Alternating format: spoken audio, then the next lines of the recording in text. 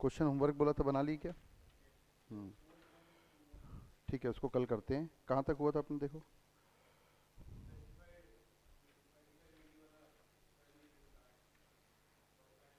Question बनाया उसका, कोई डाउट? 35 AD में जो डेट्स वगैरह है ना, उसकी ज़्यादा वरी नहीं करना, रीडिंग करना, ख़त्म करना। Now come to the page number 35 AD के बाद 35 DDA है शायद, देखिए। हाँ, डी भी तो बचा है, प्रिलिमिनरी एक्सपेंसेस, है ना। 35D पहले निकाल लो, page number 4.223।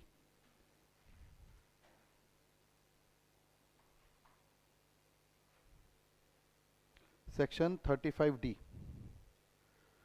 Section 35D basically amortization of preliminary expenses. तो प्रिलिमिनरी एक्सपेंसेस जो हैं वो 5 इंस्टॉलमेंट में अलाउ होगा, ये इन्होंने बताया। ठीक है, बस लिमिट चेक करना है। फिर से सुन लीजिए, सेक्शन 35D बोलता है कि जो भी प्रिलिमिनरी एक्सपेंसेस हैं जो कि सेक्शन में स्पेसिफाइड कर दिए हैं, वो प्रिलिमिनरी एक्सपेंसेस सबसे पहले आप एक क्वालिफाइंग लिमिट चेक करेंगे। ठीक है, 5% ऑफ कैपिटल एम्प्लॉयड या 5% ऑफ कॉस्ट ऑफ प्रोजेक्ट। अगर आप normal SSC other than company तो 5% ऑफ कॉस्ट ऑफ प्रोजेक्ट। अगर आप कंपनी एसएससी हैं तो जैसे ये प्रिलिमिनरी एक्सपेंसेस है, तो सबसे पहले क्या किया इन्होंने, इसकी मैक्सिमम लिमिट तय कर दी। इसकी क्या कर दी? Maximum limit. तो इसकी मैक्सिमम लिमिट है, मैक्सिमम लिमिट कितना बताया मैंने? 5% ऑफ कॉस्ट ऑफ, हाँ जी, प्रोजेक्ट। और अगर कॉरपोरेट है तो फिर आप कैपिटल एम्प्लॉयड भी ले सकते हैं, जो ज़्यादा वो ले लीजिए। और उस लिमिट के अंदर रहते हुए जो भी अमाउंट आएगी, या तो प्रिलिमिनरी एक्सपेंसेस क्वालिफाइड लिमिट के अंदर ही है तो फिर कोई दिक्कत ही नहीं है, अगर ज़्यादा है तो फिर रोक देंगे उसको वहाँ पर। और फिर उस अमाउंट का 1/5 अलाउड होगा 5 साल में। बस इतना सा प्रोविज़न है। स्टार्ट कहाँ से होगा? जब से आपका बिजनेस स्टार्ट हुआ है। क्लियर है? Nature of expenditure section 35D, इसको पढ़ना है आप लोगों को। applicable this section applies only to Indian company and resident non corporate SSE। कुछ समझ में आया क्या? हाँ जी, तो बेसिकली ये इंडियन कंपनीज के ऊपर एप्लीकेबल होगा and resident non corporate SSC. Resident non corporate SSC ऐसा क्यों लिखा? सीधा सीधा रेसिडेंट लिख देता ना, तो क्या दिक्कत होती, कोई फर्क आता क्या? Indian company and resident non corporate SSC, तो इसमें अगर केवल रेसिडेंट लिख देता तो चलता क्या? एक ही बात है क्या? In case of a new companies to expenses incurred before the commencement of the business in case of extension of existing undertaking। तो ये आपको समझा रहा है कि या तो न्यू कंपनी है तो पुराना प्रिलिमिनरी एक्सपेंसेस, या फिर आप पुरानी बिजनेस में कोई एक्सटेंशन करते हैं तो उसमें भी प्रिलिमिनरी एक्सपेंसेस होता है। ये समझ में आया कि इंडियन कंपनीज और रेसिडेंट नॉन कॉर्पोरेट ये बिल्कुल अलग टाइप की वर्डिंग है। अगर आप केवल रेसिडेंट लिख देते तो इसमें वो भी कवर हो जाते, रेसिडेंट फॉरेन कंपनी, जबकि ये रेसिडेंट फॉरेन कंपनी को शामिल करना नहीं चाहते, तो आप स्पेशली लिख सकते हैं। दैट मीन्स इसका मतलब क्या निकला पॉइंट नंबर ए का? रेसिडेंट हो सकती है ना, resident, resident foreign company not covered,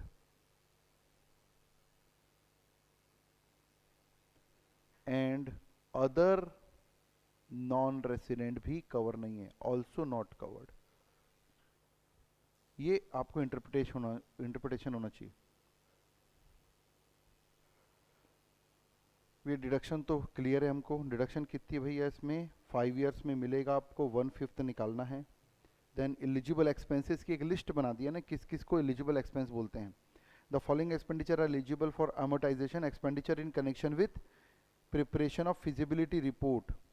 ये आपको समझा रहा है कि प्रिलिमिनरी एक्सपेंसेस किस टाइप के होते हैं। फिजिबिलिटी रिपोर्ट, प्रोजेक्ट रिपोर्ट बनाते हैं जो, उनका खर्चा, सर्वे वगैरह करते हैं, मार्केट सर्वे या और कोई survey, then engineering services relating to assessee business, और लीगल चार्जेस। अगर कंपनी है तो फिर आपको मेमोरेंडम आर्टिकल वगैरह बनाना पड़ेगा, उनके खर्चे, प्रिंटिंग का खर्चा और रजिस्ट्रेशन वगैरह जो कंपनीज एक्ट में उसका खर्चा, ये सब क्या कहलाएंगे? Preliminary expenses. ओवरऑल लिमिट मैंने आपको बता दी क्या है, 5% ऑफ, ये देखिए यहाँ पर डायग्राम में भी दिख रहा है, 5% ऑफ कॉस्ट ऑफ प्रोजेक्ट। और 5% of capital employed in case of Indian company. Other case में तो सीधा सीधा क्या है, 5% ऑफ प्रोजेक्ट, और जो भी निकलेगा विच एवर इज लोअर उसका 5 इंस्टॉलमेंट। ठीक है, meaning of certain terms, cost of project को समझाया, कैपिटल एम्प्लॉयड को समझाया, चेक कीजिएगा। Audit of accounts point number 7 में आ जाइए। Point number 7 says audit of accounts, audit कराना पड़ेगा in case where the assessee is a person other than a company और cooperative society, the reduction would be allowable. Other than इसलिए लिख दिया क्योंकि कंपनी और उनको तो वैसे भी ऑडिट कराना ही पड़ता है। Allowable only if the accounts of assessee for the year और year in which expenditure is incurred have been audited by chartered accountant. तो जिस साल एक्सपेंडिचर हुआ उसका आपको ऑडिट कराना पड़ेगा। कब कराना पड़ेगा? Before the date specified in section 44AB। 44AB क्या है? ऑडिट का सेक्शन है, टैक्स ऑडिट जो हम बोलते हैं। तो 44AB में जो ड्यू डेट्स दी हुई है उसके पहले आपका ऑडिट कराना है। तो 44AB की ड्यू डेट पता है क्या आपको? ऑडिट कब तक कराना चाहिए उसकी ड्यू डेट पता है क्या? हाँ, अभी चेंज हो गया इस बार से, due date of filing return के 1 महीना पहले। तो देखिए यहाँ पर मैं मार्क कर देता हूँ, 1 month prior to the due date for furnishing return. मतलब अगर आपका रिटर्न 31 अक्टूबर तक फाइल होने का ड्यू डेट है तो ये कब तक हो जाना चाहिए? 1 महीना पहले, मतलब 30 सितंबर तक ऑडिट हो जाना चाहिए, लाइक दैट। ठीक है, हाँ। And the assessee has by that date furnish for the first year in which the deduction is claimed the report of such audit. तो यहाँ पर एक ऑडिट की रिक्वायरमेंट आ गई इनकी। ये देखिए नीचे एक एग्जाम्पल भी दिया हुआ है आपको, assessee other than company subject to tax audit, जिनकी टैक्स ऑडिट होती है।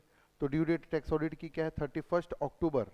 तो स्पेसिफाइड डेट क्या आ जाएगी? 30 सितंबर, 1 महीना पहले आ गई।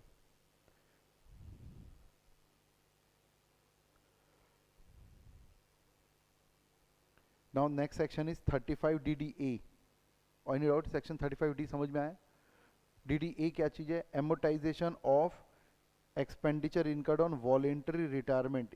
वॉलेंटरी रिटायरमेंट स्कीम में जो कंपनसेशन देना पड़ता है, ये एम्प्लॉय की बात चल रही कि एम्प्लॉयर की बात चल रही है? यहाँ पर एम्प्लॉयर की बात चल रही है, आप पीजीबी पे हेड पढ़ रहे हो। तो यहाँ पर वॉलेंटरी रिटायरमेंट स्कीम में जैसे जब हम सैलरी हेड पढ़े थे तो वहाँ पर एम्प्लॉय को मिलता था, इसलिए इनकम चार्जेबल होती थी subject to exemption under section 10। यहाँ पर आपको पे करना है एज अ बिजनेसमैन, तो आपके लिए क्या है? वो एक्सपेंडिचर। तो सेक्शन 35DDA बोलता है वो एक्सपेंडिचर एक साथ अलाउ नहीं करेंगे, हम 5 इंस्टॉलमेंट में अलाउ करेंगे। बस ये लिखा है इसमें। कितने इंस्टॉलमेंट पे अलाउ होगा? 1/5, बस यही लिखा है। नेचर ऑफ एक्सपेंडिचर समझाया आपको, यहाँ पर ये थ्योरी पढ़ना है आपको। उसके बाद देखिए अमाउंट और डिडक्शन, यहाँ पर मार्क कर सकते हैं, the deduction will be the allowed in 1/5 of the amount paid for that previous year and the balance in 4 equal installment in the 4 immediately succeeding year। जिस साल पेड करेंगे उस साल से लेकर 5 साल तक आपको उसको क्या करना है? बांटना है। Now the next other deduction, section 36। हम क्या पढ़ रहे हैं अभी? सेक्शन 32, 38। तो 36 में अदर डिडक्शन की पूरी डिटेल दी हुई है। 36 इंश्योरेंस प्रीमियम पेड। अगर आप बिजनेस के लिए कोई इंश्योरेंस प्रीमियम पे कर रहे हैं, insurance policy taken against the risk and damage is destruction of stock. आप बिजनेस में स्टॉक स्टोर्स का इंश्योरेंस कराते हैं ना, तो उसका इंश्योरेंस कराएंगे तो इंश्योरेंस प्रीमियम आपको अलाउ हो जाएगा। नाउ सेकंड है insurance premium paid by the federal milk cooperative society. अगर कोई मिल्क सोसाइटी अपने कैटल्स का इंश्योरेंस कराएगी, कैटल, ठीक है, काऊ का, बफेलोज का, तो उनका इंश्योरेंस प्रीमियम भी उनको अलाउ होगा। Premium paid by employer for the health insurance of employee. अगर एक एम्प्लॉयर अपने एम्प्लॉय के लाइफ इंश्योरेंस प्रीमियम का पेमेंट करता है तो क्या होगा? उसको अलाउ होगा कि नहीं होगा? होगा। और वो लाइफ इंश्योरेंस उसके परक्विजिट्स में जुड़ेगा, सही है कि नहीं? लेकिन हेल्थ इंश्योरेंस प्रीमियम कराते हैं तो भी इसको अलाउ होगा, लेकिन वहाँ पर परक्विजिट्स में नहीं जुड़ता, अगर आपको ध्यान होगा तो मैं वो भी कोरिलेट कर रहा हूँ। नाउ द बोनस कमीशन, ये तो अलाउ होगा, कोई बात नहीं, but you should know that it's a subject to 43B। ठीक है, जितना याद आ रहा है आप लिख सकते हैं। उसके बाद यहाँ पर मेरे को दिखता है इंटरेस्ट ऑन बोरोड कैपिटल। बताइए भाई, आप जो लोन ले रहे हैं उसका इंटरेस्ट आपको अलाउ होगा? बिल्कुल अलाउ होगा। लोन का लेने का पर्पस क्या होना चाहिए? बिजनेस होना चाहिए, तो that interest will be allowed. बस एक खास बात आपने पढ़ा था कि अगर एसेट खरीदने के लिए आपने लोन लिया है तो पुट टू यूज तक का इंटरेस्ट फिर अलाउ नहीं होगा। पुट टू यूज तक का इंटरेस्ट हम एक्चुअल कॉस्ट में जोड़ देते हैं, वो यहाँ पर डिटेल दिया हुआ है। ये देखिए न्यू एसेट वाला जो पॉइंट है, ये न्यू एसेट वाला जिसको हमने कहाँ पढ़ा था, एक्सप्लेनेशन ए टू सेक्शन 43(1). ध्यान में आ रहा है पॉइंट आपको? तो क्या पढ़ा था उसमें, पुट्टी उस तक का हमको यहाँ अलाउ नहीं होगा क्योंकि वहाँ जुड़ जाता है। उसके बाद आगे दिखता है मेरे को zero coupon bond. Zero coupon bond हम अगर हमारी कंपनी इशू कर रही है तो हम कैसे इशू करते हैं उसको, डिस्काउंट में इशू करते हैं और एट पार उसको हम क्या करते हैं, रिडीम करते हैं। तो जितने में मान लो मैंने 100 रुपये का बॉन्ड है, उसको 80 रुपये में मैंने इशू किया और मैच्योरिटी कितने में की, 100 रुपये की, तो डिफरेंस कितना हुआ, 20 रुपीज़। ये हमारी इनकम है कि एक्सपेंडिचर है? ये हमारा एक्सपेंडिचर है क्योंकि हम बॉन्ड इशू कर रहे हैं 80 में, बाद में मैच्योर्ड कितने में कर रहे हैं, 100 में। तो हम क्योंकि इशू कर रहे हैं तो 20 रुपये हमारा क्या हो गया, एक्सपेंडिचर। तो सेक्शन 36(1)(3) ये बोलता है कि वो 20 रुपये का खर्चा आपको प्रोराटा बेसिस पर लाइफ ऑफ द बॉन्ड में अलाउ हो जाएगा। लेकिन यही इन्वेस्टर के लिए क्या आएगा यहाँ पर, 20 रुपये उसकी इनकम है और वो कैपिटल गेन में जाता है। ठीक है, लाइफ कैसे निकालते हैं, period of life of the bond, जहां से शुरू किया, the period commencing from the date of issue of the bond and ending on the date of maturity of the redemption. Now the contribution to the provident fund, इसको हमने salary rate में बहुत अच्छे से कवर किया है। Contribution to the provident fund, provident fund में जो एम्प्लॉयर्स कंट्रीब्यूशन होता है वो पूरी तरीके से अलाउ होता है अगर वो रिकॉग्नाइज प्रोविडेंट फंड है, स्टैट्यूटरी प्रोविडेंट फंड है तब। लेकिन अगर वो अनरिकॉग्नाइज प्रोविडेंट फंड है तो उसको अलाउ नहीं होगा। ये पॉइंट स्पेशली लिख लेना आप। कितना अलाउ होगा, पूरा का पूरा अलाउ होगा, कोई इशू नहीं है। देन क्या प्रोविजन कोई भी अलाउ होता है, नहीं अलाउ होता, कभी कोई प्रोविजन अलाउ नहीं होता। अगर एम्प्लॉयर ग्रेचुइटी का प्रोविजन बनाता तो अलाउ होगा, नहीं, एक्चुअली कंट्रीब्यूट करेगा, यहाँ लिखा है ग्रेचुइटी फंड जमा करेंगे तो अलाउ होगा। Now the next is employers contribution to on account of the employee under pension scheme referred in section 80 CCD. 80 CCD आप थोड़ा सा अगर कनेक्ट किए होंगे, 2-3 बार आ गया, तो 80 सीसीडी में वहाँ पर एम्प्लॉय को रिडक्शन मिलता है। किसका मिलता है, एम्प्लॉयर्स कंट्रीब्यूशन का भी मिलता है, एम्प्लॉयज़ कंट्रीब्यूशन का मिलता है, अप टू 10% ऑफ, दोनों का 10% ऑफ सैलरी से रिस्ट्रिक्शन करते हैं। तो यहाँ पर एम्प्लॉयर्स कंट्रीब्यूशन बेसिकली उसका क्या है, एक्सपेंडिचर, तो सेक्शन 36 में वो अलाउ होता है। चेक कीजिए इस क्वेश्चन नंबर 9 को। X limited contribute 20% basic salary to the account of each employee under a pension scheme referred to in section 80 CCD. ठीक है, तो 80 सीसीडी में 20% सैलरी का कंट्रीब्यूट कर रहा है, बेसिक सैलरी का। Dearness allowance 40% of the basic salary and it form part of the pay. Compute the amount of deduction allowable under section 36(1)(4)(a) if the basic salary of the employee aggregate to, if the basic salary of employees aggregate to 10 lakh, would disallowance under section 40(a)(9) be attracted, if and if so to what extent? तो section 40(a)(9), section 40(a) में भी disallowance आपको पढ़ने बोला था, कोई limit है क्या यहाँ पर, वहाँ पर सेक्शन 40, 40(a), 43 भी पढ़ने बोला था ना, तो सेक्शन 40(a)(9) में भी कोई डिसअलाउंस है क्या, चेक कर लो एक बार।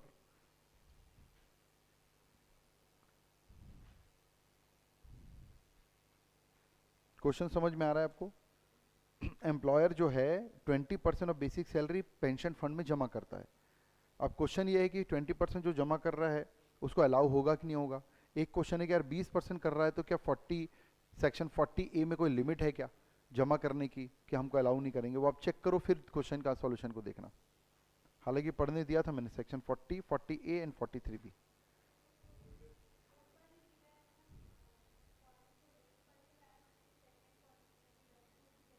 हाँ, इसमें भी पढ़ सकते हो, how deduction would be restricted to 10% of salary, यही लिखा है 40(a)(9) में, ये सेक्शन 40(a)(9) है।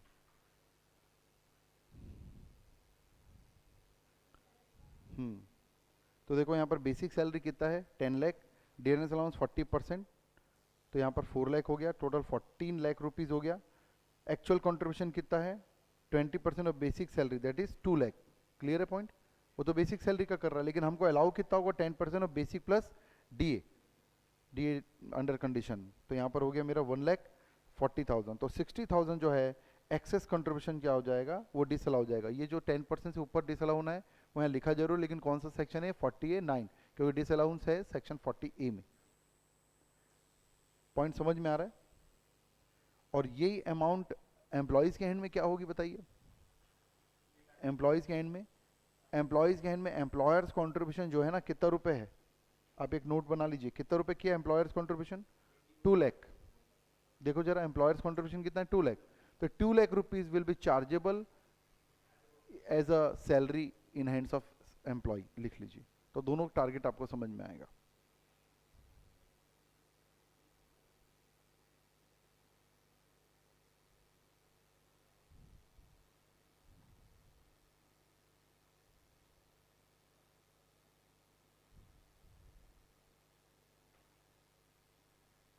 सैलरी की डेफिनेशन देखो, मैं आपको पेज नंबर बताता हूँ।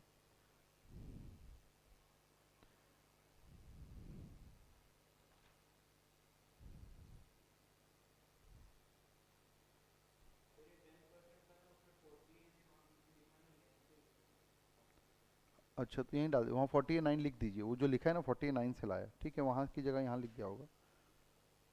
ये जो डिस अलाउंस हो रहा है ना 10% तक ले अलाउ होगा, वो 49 है एक्चुअली में। अब ऐप में देखना, दिख जाएगा सेक्शन।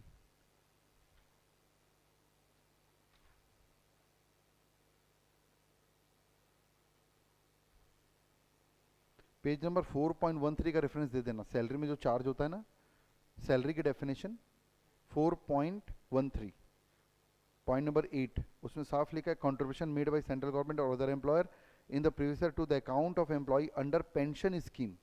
पेंशन स्कीम में एम्प्लॉयर जो भी कंट्रीब्यूट करता है वो क्या हो जाता है, एम्प्लॉयज़ के सैलरी हेड में जुड़ जाता है। Page number 4.13। और आप ये भी लिख सकते हैं and employ is eligible for deduction under section 80CC D। अगर 80CC D थोड़ा याद हो आपने या कनेक्ट किया होगा तो 80CC D 1, 1B, 80CC D 2। हाँ हाँ, वो चेक करना, आपको याद आएगा, वो तो कवर करेंगे अपन, लेकिन इतना रेफरेंस डाल दीजिए कम से कम।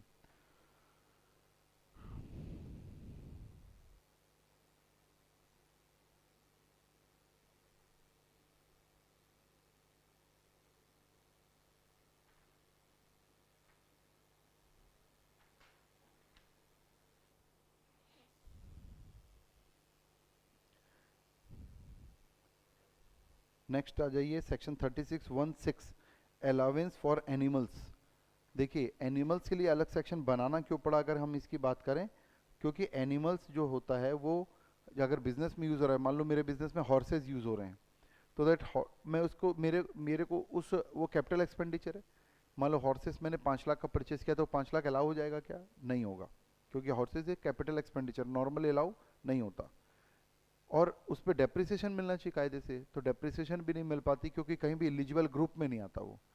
तो यहाँ से शुरू करना चाहिए, तब ये सेक्शन समझ में आएगा आपको। तो एनिमल्स के संबंध में ना तो रेवेन्यू एक्सपेंडिचर के रूप में हमको अलाउ होता है और ना ही उस पर डेप्रिसिएशन मिलता है, क्योंकि किसी भी ब्लॉक में कवर नहीं हो पाता। इस कारण से जब वो एनिमल्स परचेस करते हैं तो बिजनेस में कोई ट्रीटमेंट नहीं होता, और जब वो परमानेंटली यूजलेस हो जाते हैं या डेथ हो जाती है उनकी, तो जो लॉस होता है, लॉस कैसे होगा? 5 लाख में हॉर्स खरीदा, डेथ हो गई, डेथ होने के बाद उसकी डेड बॉडी मैंने 1 लाख में बेच दी मान लो, तो कितना रुपए लॉस हुआ अपना? 4 लाख रुपए। वो 4 लाख रुपए जिस साल उसकी डेथ होगी या परमानेंटली यूजलेस होगा अलाउ हो जाएगा अंडर सेक्शन 36(1)(6। ये लिखा हुआ है यहाँ पर। This clause grant and allowance, एक प्रकार से अलाउंस हो गया, grant and allowances in respect of animal which has died or become permanently useless. The amount of allowances is difference between, किसके बीच में difference देख रहे हैं? Actual cost of that asset animal and the price realized on sale of the animals themselves or their carcasses. तो basically ये fundamental ये समझ में होना चाहिए कि परचेस के समय ना तो रेवेन्यू एक्सपेंडिचर अलाउ होता है ना डेप्रिसिएशन मिलता है, करके ये ऐसा हो रहा है। समझ में आ रहा है किसको? कुछ नहीं होगा, कुछ भी नहीं होगा। अगर आपका बिजनेस ही एनिमल सेल परचेस का तब तो पीजीबीपी में ही जाएगा, अदरवाइज कुछ नहीं होगा, कुछ नहीं होगा। बेड डेट्स, बेड डेट्स बहुत ही कॉमन पॉइंट है, हम जानते हैं, ठीक है। बेड डेट्स अलाउ होता है कि नहीं होता है? बेड डेट अलाउ होता है, ठीक है। लेकिन बेड डेट्स वो अलाउ होता है, ये जो इसमें कॉन्सेप्ट ये सीखना है आपको कि बेड डेट वो अलाउ होता है जो कभी न कभी इनकम में बुक हुआ हो। ये बात समझ में आ रही है? अगर आपका आपने कोई बेड डेट्स मतलब ये हुआ कि अगर अब मैंने कोई सेल किया, मान लो मैंने कोई सेल किया 5 लाख रुपए का, तो 5 लाख रुपए का अगर मैं सेल किया तो वहाँ पर हमारी एंट्री होती है कि हाँ भैया 5 लाख रुपए का मैंने सेल किया, तो सेल मेरा bank account debit to sales मेरा कहाँ चले जाता है? Party account debit to sales. तो party account, account debit to sales, ऐसा ही होता है ना। तो ये 5 लाख रुपए अल्टीमेटली मेरा क्या हुआ, प्रॉफिट में बुक हो गया। पी एंड एल अकाउंट में कहाँ है, ट्रेडिंग पी एंड एल में, यहाँ 5 लाख आ गया होगा। तो इस ट्रांजेक्शन के संबंध में आपने इनकम को बुक किया। अब ये पार्टी पैसा देने से मना कर दिया और पैसे डूब गए, तब आप क्या एंट्री पास करते हो, bad debts account debit to party 5 lakh. तो ये बैड डेट अलाउ होगा क्योंकि ये बैड डेट कभी न कभी इनकम के रूप में बुक हुआ। ये लाइन समझ में नहीं आती जनरली लोगों को। तो आपको ही माइंड में आता है कि सर ऐसा कौन सा अमाउंट है जो कि कभी इनकम में बुक नहीं हुआ लेकिन बैड डेट हो गया। हाँ जी, कैश बेसिस पर अगर करते हैं, हाँ ये भी कर सकते हैं। तो कैश बेसिस पे जब करेंगे तो यहाँ इनकम ही बुक नहीं की हमने, इनकम लिया ही नहीं, तो बैड डेट्स भी नहीं होगा अकाउंट्स में, तो हम कुछ करेंगे ही नहीं फिर, है ना। बेसिकली ये केस नहीं है। मैंने किसी को एडवांस दिया, रॉ मटेरियल के लिए मैंने किसी को एडवांस दिया 5 लाख रुपए का, या कोई भी काम के लिए एडवांस दिया बिजनेस में, तो क्या एंट्री करोगे आप इसकी, पार्टी अकाउंट डेबिट, सही है, 5 लाख रुपए टू, बताइए तो क्या करेंगे। हाँ बैंक कर देते हैं एक बार 5 लाख, ठीक है। तो आपने उसको 5 लाख रुपए दिया है टू बैंक या कैश जो भी है। अब बताइए ये पैसा डूब नहीं सकता क्या, ये डूब गया, तो आप एंट्री पास करोगे बैड डेट अकाउंट डेबिट, मान लो 5 लाख टू पार्टी, ऐसा ही करोगे। अब ये जो बैड डेट हुआ ये अलाउ होगा क्या, आपका ये जब बैड डेट हुआ था, जब ये आपने अमाउंट क्रिएट किया था, उस समय क्या ये रेवेन्यू अकाउंट्स में बुक हुआ था क्या, नहीं। बस यही समझ में नहीं आता हमको। तो जब तक वही बैड डेट अलाउ होता है जो कि कभी ना कभी रेवेन्यू अकाउंट में बुक हुआ हो, यही कहानी लिखी है इसके अंदर, ये आपको क्लियर होना है। और बैड डेट रिकवरी तो आप जानते हैं सेक्शन 41(4) में क्या होगा, वो चार्ज है, रिकवरी होगी तो चार्ज होगा, और वही चार्ज होगा जो पहले कभी ना कभी अलाउ हुआ है। तो इसको एक साथ में बोलूं तो कोई भी बैड डेट अलाउ कब होगा, कोई भी इनकम कभी रेवेन्यू अकाउंट में बुक हुई है, कोई भी डेप्ट जो है रेवेन्यू अकाउंट में आया है कभी न कभी, कवर्ड हुआ है, तब वो बैड डेट बनेगा। तो वो क्या होगा, 36(1)(7) में अलाउ होगा, ठीक है। और ये बैड डेट जो अलाउ हुआ है वो कभी रिकवर हुआ, तो फिर ये सेक्शन 41(4) के अंतर्गत चार्ज होगा। मतलब जो रेवेन्यू में आया वो बैड डेट अलाउ होगा, और जो बैड डेट हुआ है और अलाउ हुआ है वही वापस रिकवरी के समय चार्ज होगा। ये चेन हमको समझ में आनी चाहिए, सेक्शन भूल भी जाओगे चलेगा।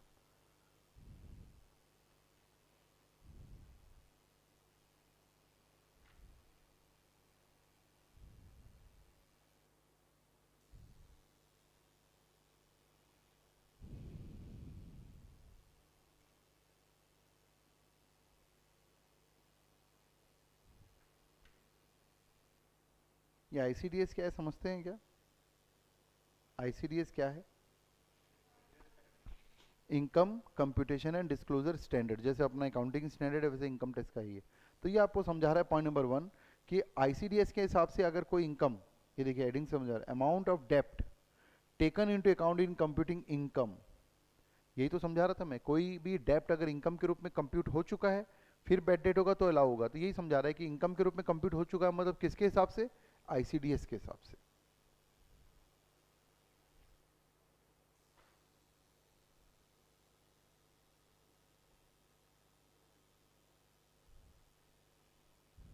नेक्स्ट सेक्शन में आओ, ये देखिए 41(4) का रेफरेंस है जो मैं वहां पर अटैच किया आपको, 41(4) सेक्शन 36(1)(9), ये जो हमारी बात हो रही थी ना फैमिली प्लानिंग एक्सपेंडिचर, तो expenditure on family planning by company, तो कंपनी अपने एम्प्लॉयज़ में फैमिली प्लानिंग को प्रमोट करने के लिए अगर कुछ खर्च करती है, ध्यान रखना यहाँ पर केवल कॉरपोरेट्स को डिडक्शन मिलती है। तो सेक्शन 36(1)(9) जो है ऐसे काम के लिए रेवेन्यू एक्सपेंडिचर को पूरा अलाउ कर देती है, ठीक है। रेवेन्यू एक्सपेंडिचर पूरा अलाउ हो जाता है, और कैपिटल एक्सपेंडिचर 5 इंस्टॉलमेंट में अलाउ होता है, यहाँ पर ये लिखा हुआ है। तो सबसे इंपॉर्टेंट पॉइंट तो यहाँ पर ये लिखा हुआ है ओनली टू कंपनी, ठीक है। और फिर हमको यहाँ पर दिखता है कि अगर रेवेन्यू एक्सपेंडिचर है तब तो पूरा अलाउ हो जाएगा, और अगर कैपिटल एक्सपेंडिचर है तो आपको 1/5 अलाउ होगा। और आपको यहाँ पर एक चीज़ और क्लियर हो जानी चाहिए कि इसमें जितना भी अलाउ होता है ये अनएब्जॉर्ब बन सकता है एज अ अनएब्जॉर्ब डेप्रिसिएशन। तो बताइए तो कैपिटल एक्सपेंडिचर अनएब्जॉर्ब बनेगा कि रेवेन्यू बनेगा, यहाँ पर दोनों बनेगा, क्योंकि यहाँ पर कैपिटल एक्सपेंडिचर नहीं लिखा है। हम वहाँ पर क्या पढ़ते हैं, एक्सपेंडिचर ऑन फैमिली प्लानिंग, जितना अलाउ होगा इस बार उतना ही अनएब्जॉर्ब्ड अगर हो गया तो हो जाएगा। लेकिन कैपिटल गेन साइंटिफिक रिसर्च में केवल क्या अनएब्जॉर्ब होता है, कैपिटल नेचर का।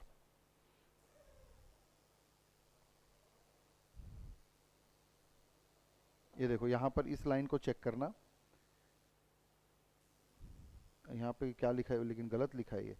The capital expenditure on promoting family planning will be treated in the same way as a capital expenditure of scientific research for the purpose of dealing with the profit and loss on the sale of including transfer। इसको ठीक करो, यहाँ पर capital word को काटो, धीरे धीरे allow करना चाहते हैं हैवी एक्सपेंडिचर है करके, जो जहाँ पर भी बड़े एक्सपेंडिचर रहते हैं वहाँ पर प्रोविजन बना दिया उन्होंने। प्रीलिमिनरी एक्सपेंसेस के लिए इसलिए बनाया, बड़ी अमाउंट है तो धीरे धीरे अलाउ करेंगे। कैपिटल वर्ड काट दीजिए वहाँ पर, आप इस सेक्शन को देखिएगा आपको समझ में आ जाएगा, ऐप में देखिएगा, ऐप है ना आप लोगों के पास सेक्शन देखने का, उसमें देखिएगा आपको समझ में आ जाएगा। 3 अनएब्जॉर्ब्ड होता है, unabsorbed depreciation, unabsorbed capital expenditure on scientific research and unabsorbed expenditure on family planning given under section 36(1)। ठीक है, नाउ सेक्शन 36(1) 15 है ना, deduction of security transaction tax. हाँ जी, कुछ ध्यान में आ रहा है क्या, इसको कॉन्सेप्ट समझना। Security transaction tax normally capital gain में अलाउ नहीं होता, ये पता है कि नहीं, नॉर्मली अलाउ नहीं होता। जबकि अगर सिक्योरिटी ट्रांजैक्शन टैक्स बिजनेस में लग रहा है तो वह अलाउ हो जाएगा, ये यहाँ लिखा है। तो मुद्दा ये तो अलाउ हो जाएगा, इट्स ओके। और मैं यहाँ पे सब्जेक्ट टू 43 भी लिख देता हूँ, क्योंकि एक प्रकार का टैक्स है। समझ में आ रही कि नहीं बात, मैं लिख देता हूँ यहाँ पर सब्जेक्ट टू 43B। ये तो क्या जहाँ जहाँ याद आता है हम लिख देते हैं। मुद्दा ये है कि सिक्योरिटी ट्रांजैक्शन टैक्स बिजनेस में कब लगेगा, ये समझ में आता है कि नहीं आपको। जब हमारा सिक्योरिटीज का ही बिजनेस हो, शेयर सिक्योरिटी वेंचर को डील करने का बिजनेस हो, वो हमारे लिए स्टॉक इन ट्रेड हो, तो जब उसको सेल करेंगे तो हमको यहाँ पर जो टैक्स लगेगा सिक्योरिटी ट्रांजैक्शन टैक्स, वो तो चाहे आप इन्वेस्टमेंट के रूप में रखो चाहे आप बिजनेस करो तो आपको एसटीटी तो लगेगा ही लगेगा, क्योंकि you are transferring through stock exchange. तो अगर यही आप एज ए इन्वेस्टमेंट रखे हो तो आप कहाँ चार्ज होगे, कैपिटल गेन में, तो वहाँ पर एसटीटी अलाउ नहीं होगा। जबकि अगर आप एज अ बिजनेस कर रहे हो इसको तो ये यहाँ पर अलाउ हो जाएगा। ठीक है, पॉइंट समझ में आ रहा है। तो यहाँ पर लिख लेना, ये एक प्रकार से बिजनेस एक्सपेंडिचर है, ये देखिए बिजनेस एक्सपेंडिचर है, दिख रहा है आपको यहाँ पर मार्क किया मैंने, और ये आपको सब्जेक्ट टू 43 भी अलाउ हो जाएगा। यहीं पर लिखना चाहिए आपको, but it will be not allowed under capital gain. तो क्या होता है, कनेक्टिविटी आएगी हमारी।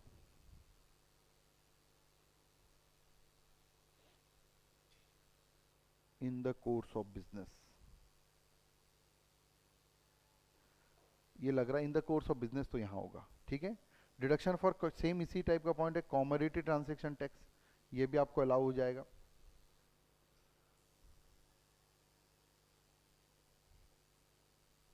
Now come to section 37। 37 और बेसिकली रेसिडुअल एक्सपेंसेस है। कोई भी एक्सपेंस सेक्शन 36 से 30 से 36 में कवर नहीं भी हुआ है, लेकिन कुछ बेसिक पैरामीटर पूरा करता है तो अलाउ हो जाएगा। दैट इज रेवेन्यू नेचर का होना चाहिए और बिजनेस के लिए होना चाहिए। अगर 2 पॉइंट बात करें तो देखिए यहाँ पर मैं मार्क कर रहा हूँ, revenue expenditure incurred for the purpose of carrying on the business profession और वोकेशन। और ये एक प्रकार से रेसिडरी सेक्शन है, समझ में आता है।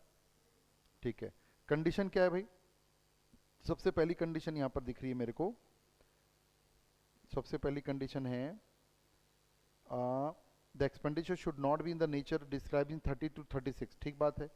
फिर बी पॉइंट मेरे को दिख रहा है यहाँ पर, the incurred by the assessee in the accounting year, correct है। Then it should be in respect of business के संबंध में होना चाहिए, सब कॉमन पॉइंट है। It should be incurred after business was set up, ये समझ में आ रहा है कि नहीं।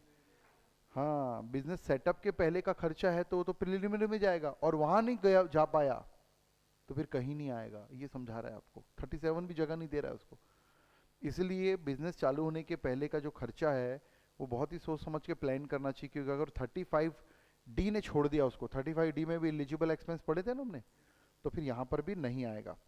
तो after business was setup, it should not be in the nature of any personal nature, common point है। होली एंड एक्सक्लूसिवली बिजनेस के लिए होना चाहिए, कैपिटल नेचर नहीं होना चाहिए, and the last H point काफी यूज होता है, expenditure should not have been incurred by the assessee for any purpose which is offence और prohibited by law.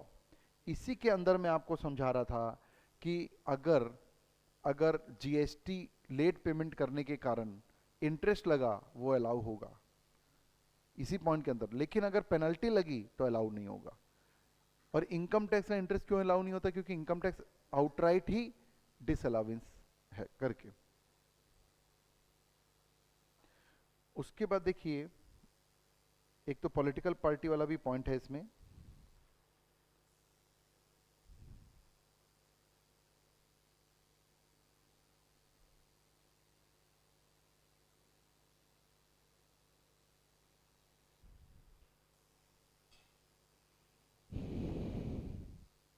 Next point पे आ जाइए, expenditure incurred on keyman insurance policy. हाँ जी, क्या होती है कीमैन इंश्योरेंस पॉलिसी? ये कीमैन इंश्योरेंस पॉलिसी जो है बिजनेस लेता है अपने की पर्सन एम्प्लॉय के लिए, डायरेक्टर एम्प्लॉय के लिए। फॉर एग्जांपल रिलायंस इंडस्ट्री ने मुकेश अंबानी का कीमैन इंश्योरेंस पॉलिसी लिया, is the best example for that. ठीक है, तो कीमैन इंश्योरेंस पॉलिसी का जो प्रीमियम होता है that premium is an allowable expenditure, clear कर लीजिए। ठीक है, और कीमैन इंश्योरेंस पॉलिसी से मैच्योरिटी का पैसा बिजनेस को वापस जब आता है तो उसके लिए पीजीबीपी इनकम है, क्लियर है। और अगर वो पैसा एम्प्लॉय को मिलता है, बाद में व्यवस्था बदल दी आपने, और एम्प्लॉय को मिलता है तो उसके सैलरी हेड में चार्ज होगा, और वो उनके अगर लीगल ईयर को मिलता है तो आईओएस में चार्ज होगा। तो keyman insurance premium will be allowed to business under this clause. ठीक है, ये समझ में आ रहा है? इसको पढ़िएगा। उसका सेक्शन 37(1) का एक्सप्लेनेशन 1, पीजीबीपी में अलाउ हुआ तो वो पैसा जब आएगा तो पीजीबीपी में चार्ज होगा, जिसको मिलेगा उसके हैंड में चार्ज होगा। अब यहाँ पर एक्सप्लेनेशन 1 क्या लिखा हुआ है देखो, प्रोहिबिटेड बाय लॉ, कोई ऐसा खर्चा करते हो जो लॉ में प्रोहिबिटेड है तो आपको अलाउ नहीं होगा। उसके बाद disallowance of CSR expense, CSR expense समझते हो? सीएसआर एक्सपेंस, हाँ जी, तो section 135 of the companies act 2013 read with this schedule, इसको फुल फॉर्म बोलते हैं अपन कॉर्पोरेट सोशल रिस्पॉन्सिबिलिटी रूल के अंतर्गत जो भी खर्चा आप करते हैं तो वो आपको करना पड़ता है कॉर्पोरेट हो आप करके, तो वो लेकिन आपको अलाउ नहीं होता। सेक्शन 37(1) का एक्सप्लेनेशन है ये। ठीक है, उसके बाद ये भी पॉइंट काफी यूज होता है, एडवर्टाइजमेंट। हाँ जी, advertisement in the souvenir of political parties. तो अगर पॉलिटिकल पार्टी में एडवर्टाइजमेंट कर रहे हो तो ये अलग से एक्सप्लेनेशन क्यों देना पड़ा? एक्सप्लेनेशन नहीं है, बेसिकली सेक्शन 37(2) भी है ये क्यों देना पड़ा? क्योंकि आप अगर पॉलिटिकल पार्टी में एक्सपेंडिचर करते हो, एडवर्टाइजमेंट करते हो, तो देखा जाए तो रेवेन्यू नेचर का है और बिजनेस के लिए है तो अलाउ होना चाहिए कायदे से, इसलिए स्पेशली उसको डिसअलाउ करने के लिए सेक्शन बनाया। वो एक्चुअली में शायद इसलिए बनाया है क्योंकि पॉलिटिकल पार्टीज को जो है फंड न जाए वहाँ वहाँ से, इस तरीके से फंड ना जाए। अगर फंड जा भी रहा है तो हम एक्सपेंडिचर नहीं मान रहे हैं, आप कहीं ना कहीं अपने बिजनेस के बेनिफिट्स के लिए ऐसा कर रहे हो आप। हाँ जी, सेक्शन 40, 40, 43 भी आपने पढ़ा है ना। तो 40 का जो जनरल पॉइंट है वो तो ठीक है कि अगर कोई भी एक्सपेंडिचर अगर आपने नॉन रेसिडेंट को या इंडिया के बाहर पेमेंट किया है और आपने टीडीएस नहीं डिडक्ट किया या टीडीएस डिडक्ट कर लिया और रिटर्न फाइलिंग की ड्यू डेट तक पेमेंट नहीं किया तो पूरा डिसअलाउ हो जाएगा, और यही काम रेसिडेंट को करेंगे तो 30% डिसअलाउ होगा, और जब टीडीएस जमा कर देंगे उस साल फिर अलाउ हो जाएगा जो डिसअलाउ हुआ, यही पॉइंट है। इसके अलावा भी जो पॉइंट है ना 30% वाला तो ठीक है, बहुत काम आता है ना ये। इलिस्ट्रेशन 10 तो ईजी है, देखिएगा आप लोग इलिस्ट्रेशन 10 दिख रहा है, इलिस्ट्रेशन 10 होमवर्क में डाल दीजिए उसको। इलिस्ट्रेशन 11 में आ जाओ। During the financial year 2021 illustration 11 4.243 during the financial year 2021 the following payment expenditure were made in incurred by Mr. Yuvan Raja, a resident individual whose turnover during the year ended 31st March 2020 was 99 lakh. interest of 45,000 was paid to Rahman and Company, a resident partnership firm, without deduction of tax. Okay अब यहाँ पर देखिए important ये है कि आपने TDS नहीं काटा, लेकिन ये जरूर सोचना चाहिए कि टीडीएस डिडक्ट करना था कि नहीं करना था। अगर मैं पेमेंट कर रहा हूँ किसी को, टीडीएस नहीं डिडक्ट किया और मेरे को as per the TDS rule TDS deduct करना भी नहीं था, तो फिर तो कोई दिक्कत नहीं है। ठीक है, तो यहाँ पर टर्नओवर कितना दिया है 99 लाख, और यहाँ पर एसएससी का नाम क्या है, इंडिविजुअल है ये। तो एक इंडिविजुअल को कई सारे ऐसे पेमेंट हैं जिसमें टीडीएस काटने की जरूरत ही नहीं होती जब तक कि वो पिछले साल ऑडिट में ना आ जाए। समझ रहे बात को? टीडीएस के रूल ये है, ये ध्यान आ रहा है कि नहीं?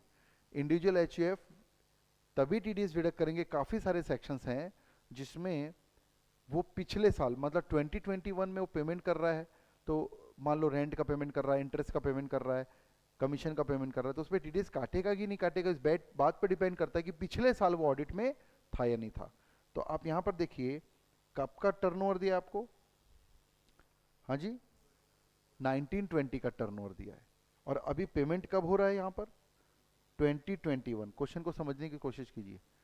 तो आपको 1920 का 99 लाख टर्न हुआ, तो ऑडिट के बारे में कुछ जानकारी है कि ऑडिट कब कराना पड़ता है इंडिविजुअल को, जब उसका टर्नओवर 1 करोड़ से ज्यादा हो। तो 1 करोड़ से ज्यादा नहीं है, इसका मतलब अब हमको ये समझना पड़ेगा कि कौन कौन से सेक्शन में टीडीएस काटने के लिए आपका ऑडिट में पिछले साल होना जरूरी है। ठीक है, तो सबसे पहले कौन सा पेमेंट कर रहे हैं यहाँ पर, इंटरेस्ट का। तो इंटरेस्ट आता है सेक्शन 194A में आता है। किस में आता है? 194A। तो मैं आपको दिखाता हूँ 194A। तो 194A को अगर हम जाके देखेंगे टीडीएस के चैप्टर में, तो वहां पर हमको साफ दिखेगा कि वो इंडिविजुअल एचयूएफ तभी टीडीएस काटते हैं, बाकी को तो काटना ही है जब उनका पिछले साल ऑडिट में आते हैं। तो यहाँ टीडीएस डिडक्टेबल ही नहीं है। पॉइंट समझ में आ रहा है? इस पॉइंट का आंसर देखिए जरा। First point, the obligation of deduction of TDS कौन सा सेक्शन रिफर कर रहा है? 194A। अब ये टीडीएस के सेक्शंस को आप थोड़ा मैपिंग कर लेना, मैं तो ओरली बता रहा हूं आपको।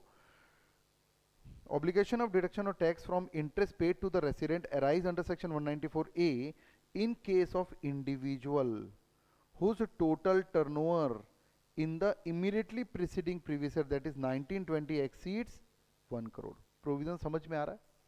तो कौन कौन से सेक्शन में सिमिलर प्रोविजन है? 194A इंटरेस्ट है, कमीशन है, रेंट का पेमेंट है, प्रोफेशनल फीस का पेमेंट है, लाइक दैट। तो ऐसे 7-8 सेक्शंस हैं। तो अभी एक बार एक को तो समझो, कॉन्सेप्ट समझ लो, उसके बाद फिर आप टीडीएस से मैपिंग कर सकते हो। Thus, in the present case, since the turnover of the SSE is not more than 1 crore, he is even not liable to deduct TDS। तो इसने TDS काटे बिना ब्याज दे दिया, तो कोई गड़बड़ किया क्या? नहीं किया। तो वो इंटरेस्ट इसको डिडक्शन डिसअलाउ होगा क्या? नहीं होगा। ये समझाना चाह रहा है।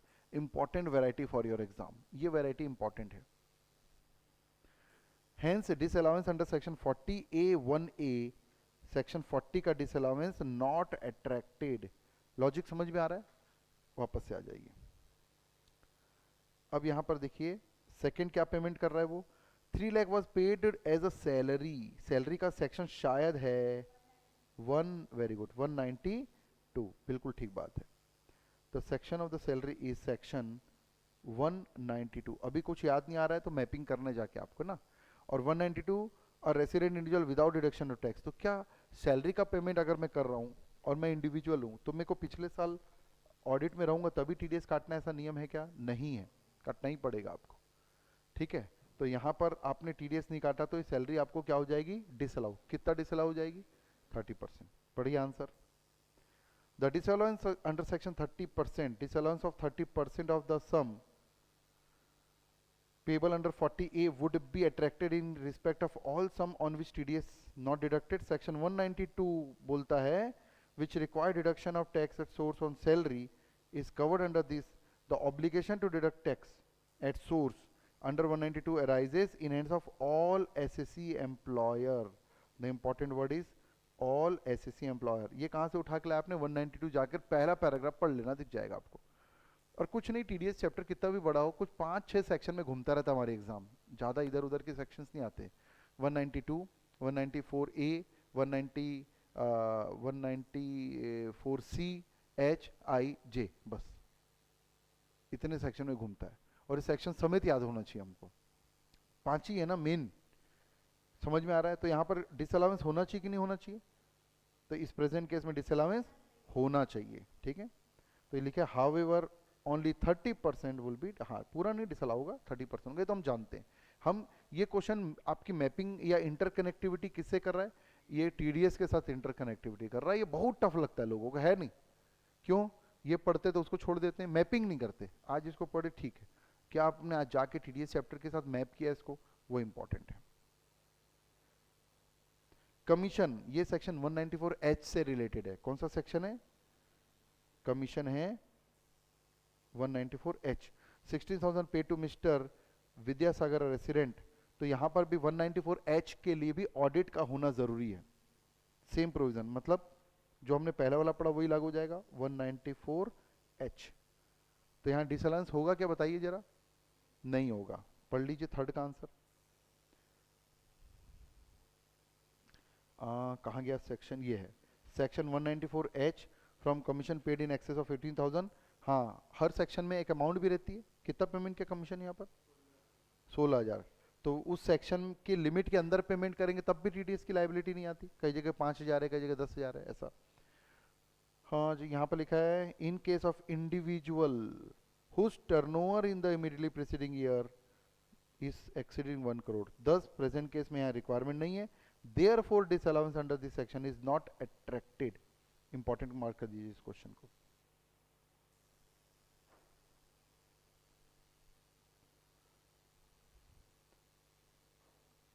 और इसमें आप रीड विथ टीडीएस कर दीजिए। टीडीएस के कम से कम पूरा मत पढ़ना, इसमें 194A 192 और 194H दिया है कम से कम, उसको पढ़ता हूँ। और मैं आपको सजेस्ट कर देता हूँ क्योंकि पॉइंट आ ही गया है, तो ऐसे प्रोविजन 194A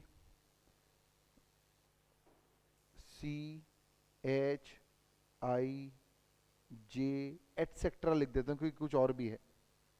जनरली ये प्रोविजन यहाँ पर है, तो कम से कम इन सेक्शंस को तो छाट लो, उन्हीं को पूछेगा। क्योंकि हमारे कोर्स में इंडिविजुअल एचएफ है ना, तो ज़्यादातर इंडिविजुअल एचएफ का ही पूछेगा, कॉर्पोरेट का क्वेश्चन नहीं पूछेगा।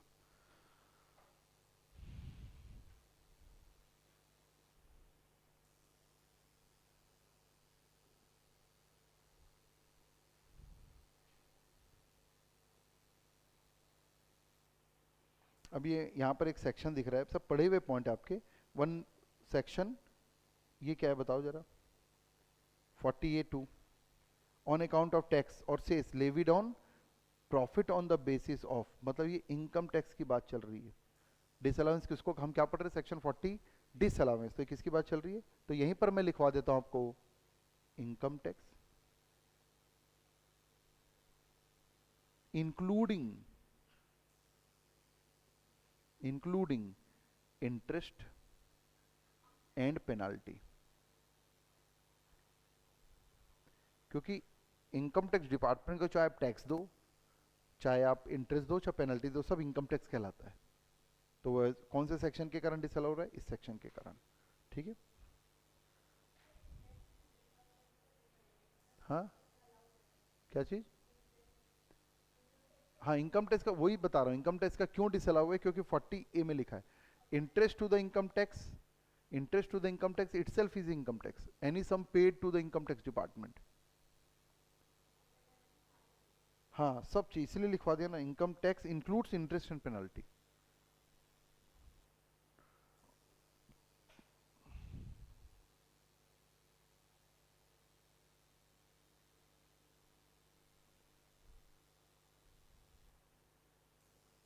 अभी देखिए यहाँ पर सैलरी वाला पॉइंट दिया है, salary if payable outside India.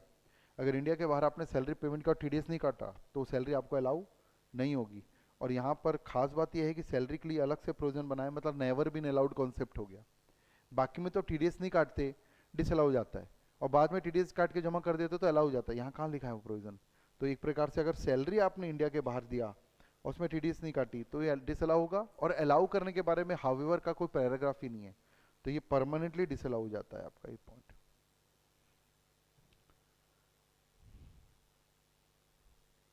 जो हम पहले जो पढ़ते हैं नॉर्मल प्रोविजन 30% पे, वो 40A 1A और 1 है, वो 1 और 1A है, ठीक है।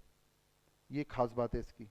उसके बाद देखिए ये वाला section, contribution to the provident fund and the fund establish for the benefit of employ, ये भी हम जानते हैं। तो प्रोविडेंट फंड में जो एम्प्लॉयर्स कंट्रीब्यूशन होता है वो हमको अलाउ होता है, लेकिन ये सेक्शन बता रहा है कि अगर वो स्टेटरी नहीं है या फिर रिकॉग्नाइज नहीं है तो डिसअलाउ हो जाएगा। तो इसका फाइनल मतलब है, हाँ जी, एम्प्लॉयर्स, ये क्या लिखना चाह रहा है, एम्प्लॉयर्स कंट्रीब्यूशन टू URPF, ये एकदम सिंप्लीफाइड लैंग्वेज में ये मतलब है। ये हम पढ़ते हैं टेबल के थ्रू, है ना। ये वाला पॉइंट भी देखिए हम जानते हैं, सैलरी हेड के थ्रू मैं समझा चुका हूं। Tax paid on perquisites on behalf of employees not deductible. याद कीजिए, परक्विजिट्स पे जो एम्प्लॉयर खुद टैक्स पे करता है या टैक्स फ्री परक्विजिट्स देता है, तो वो टैक्स अमाउंट जो है वो एम्प्लॉयर को अलाउ नहीं होती, इसीलिए वो एम्प्लॉय के हैंड में टैक्सेबल भी नहीं होती। याद आ रहा है, सेक्शन 10CC की वहां पर एग्जाम्पशन मिलती है। You should read in a salary head, salary head में इसको आप कनेक्ट कर सकते हैं। 10CC, और क्या लिख सकते हैं अगर सेक्शन से कंफ्यूजन हो रहा है तो, this tax amount will not be chargeable in hands of employ. 4.10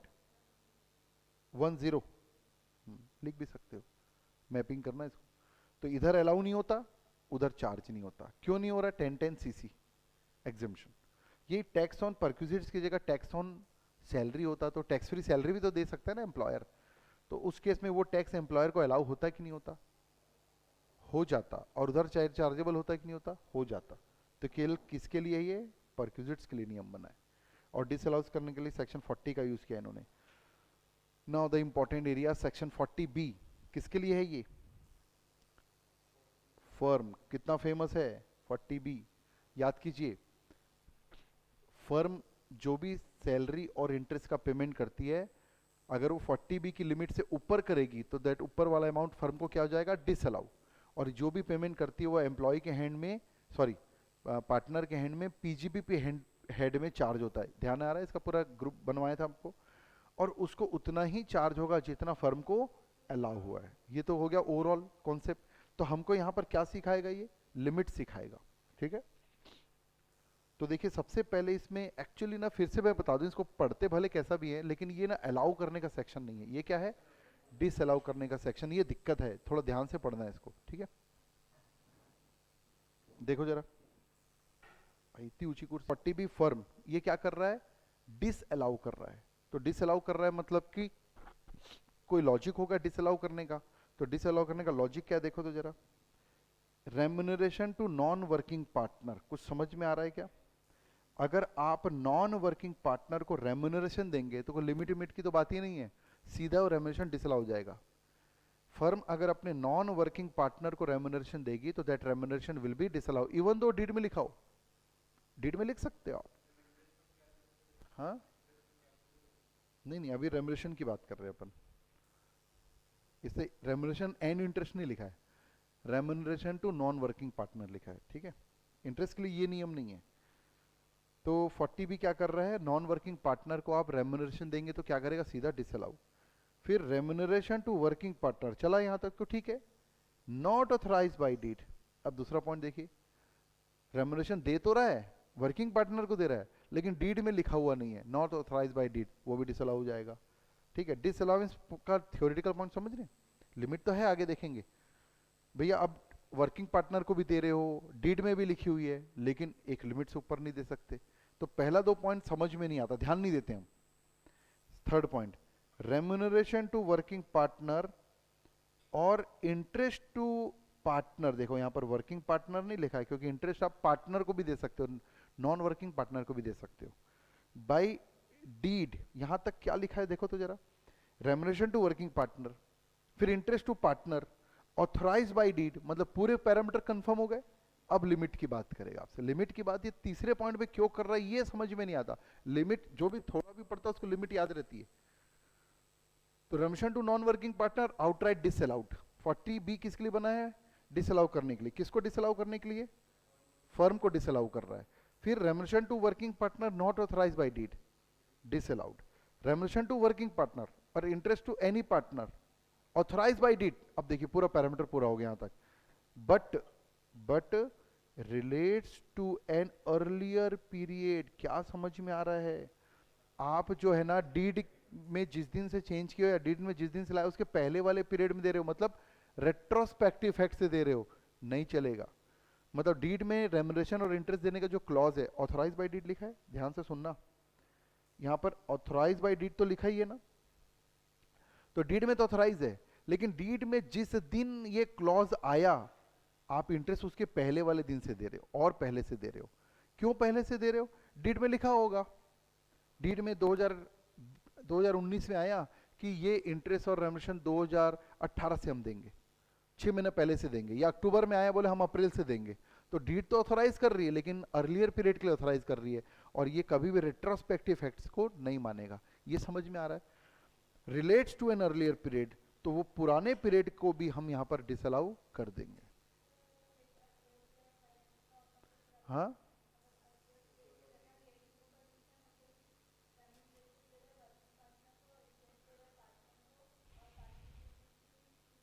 हाँ हाँ, नॉर्मली तो वही होता, तो अलाउ होगा बिल्कुल। अब लिमिट की बात करेंगे, तीसरा पॉइंट हो गया, तो अर्लियर पीरियड के अलाउ नहीं करेंगे। एग्जाम्पल पढ़ो पहले तो 7, फिर हम इस पे आगे बढ़ते हैं। अब वो लिमिट लिमिट की बात करते हैं, पढ़ो। इनकॉर्पोरेट्स द क्लॉज, फर्म ने इनकॉर्पोरेट किया the clause relating to payment of remuneration to working partner, clause जोड़ा उसने, पहले नहीं रहा होगा, ठीक है। If the firm incorporate the clause relating to payment of remuneration to the working partner by executing an appropriate deed, बिल्कुल ठीक किया, डीड बनाए इन्होंने, से ऑन जुलाई 1 2020, 1 जुलाई 20 को उन्होंने प्रोविजन बना दिया, बट इफेक्टिव फ्रॉम 1 अप्रैल। ये लाइन समझिए क्यों बनाया गया, तो उन्होंने पेमेंट का पूरा क्लॉज बनाया, रेम्यूनरेशन का कब बनाया? 1 जुलाई को, और इफेक्टिव कब से कर दिया? 1 अप्रैल। डीड में ऐसा किया जा सकता है क्या? बिल्कुल किया जा सकता है, कोई इशू नहीं है, लेकिन इनकम टैक्स डिपार्टमेंट बोलता है कि हम ये वाला अलाउंस 1 जुलाई से ही करेंगे, और 1 जुलाई के पहले जो आपने रेम्यूनरेशन दिया है वो डिसअलाउ हो जाएगा। The firm would get deduction of remuneration paid to its working partner from 1 July onwards। कुल मिलाकर इस पूरे क्लॉज को एक लाइन में डिस्कस करें तो बोलेंगे प्रोस्पेक्टिव चेंजेस को ही इफेक्ट दिया जाएगा, रेट्रोस्पेक्टिव इफेक्ट को चेंज को कोई वैल्यू नहीं दी जाएगी, but not for the period, not for the period 1 April से 30 June. In other words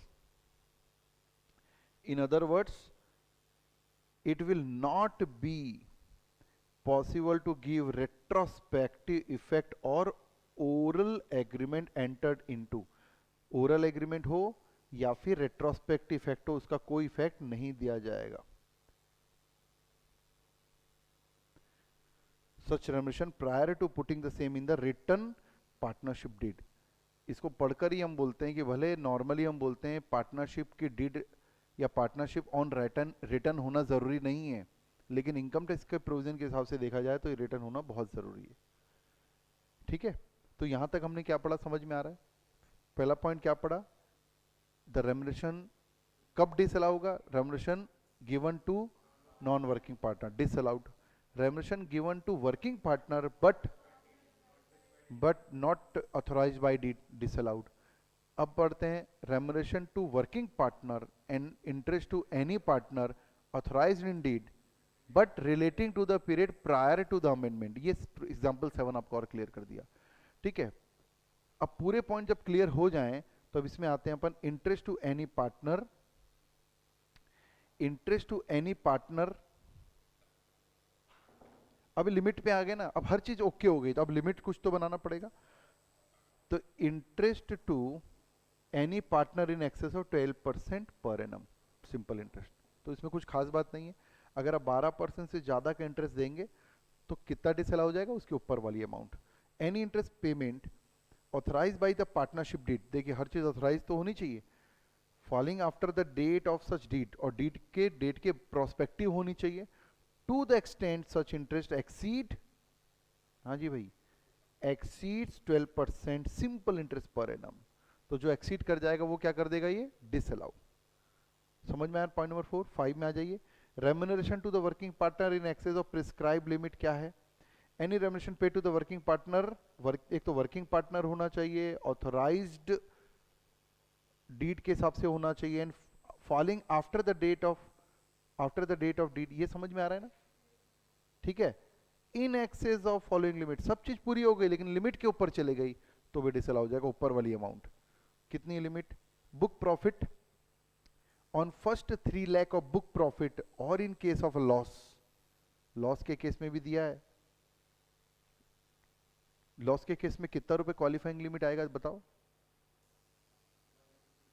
150। Provision साफ दिख रहा है, 1,50,000 फिक्स कर दिया ना, और 90% of book profit which ever is higher.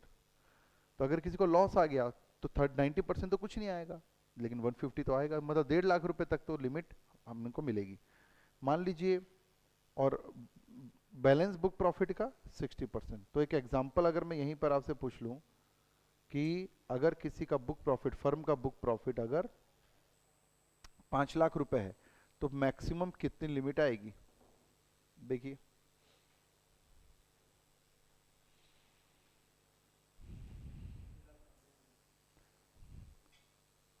पहले 3 लाख पर 90% मतलब 270 हो गया, और बचे हुए 2 लाख का 60% मतलब 120 हो गया।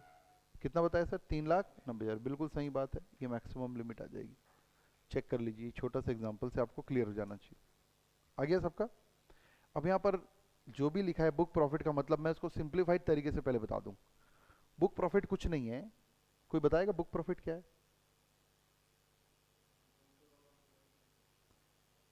नहीं, ऐसा नहीं है। बुक प्रॉफिट का मतलब है, एकदम सिंप्लीफाइड लैंग्वेज बोलूं तो PGBP, taxable PGBP. Taxable PGBP appeal कर रहा है, क्या बोल रहा हूं मैं? क्या बोल रहा हूं? हाँ जी, जस्ट बिफोर या बिफोर क्या लिखना चाहिए?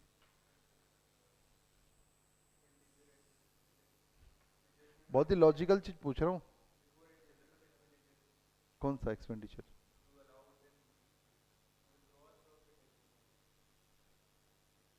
टैक्सेबल पीजीबीपी तो समझता है ना, बिफोर कौन सा डिडक्शन? तो मतलब बुक प्रॉफिट हो गया आपका, तो यानी प्रॉफिट एंड लॉस अकाउंट का प्रॉफिट बोल रहे हैं, तो फिर इतना सारा क्यों लिखाऊंगा? मैं बोलूंगा ना प्रॉफिट एज पर बुक्स लिखवा देता आपको। हाँ जी, टैक्सेबल पीजीबीपी बिफोर रेम्यूनरेशन। क्यों बिफोर रेम्यूनरेशन? क्योंकि यही तो निकालना है। आप थोड़ा दिमाग लगाओ तो मेरी बात समझ में आएगी। आप एक बात बताओ, टैक्सेबल पीजीबीपी तो निकाल ही नहीं सकते ना आप। टैक्सेबल पीजीबीपी निकालने के लिए क्या चाहिए आपको? ऑल अलाउेबल एक्सपेंडिचर, और डिस अलावेंस को एड बैक करना है। तो अभी तो आप एक ठोक डिस अलावेंस पे तो काम कर रहे हो रेम्यूनरेशन के, तो अभी तो ये निकला ही नहीं है आपका।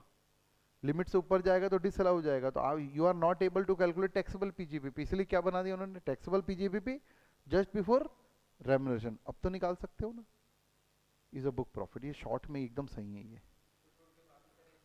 हाँ, taxable PGBP the final amount just before remuneration.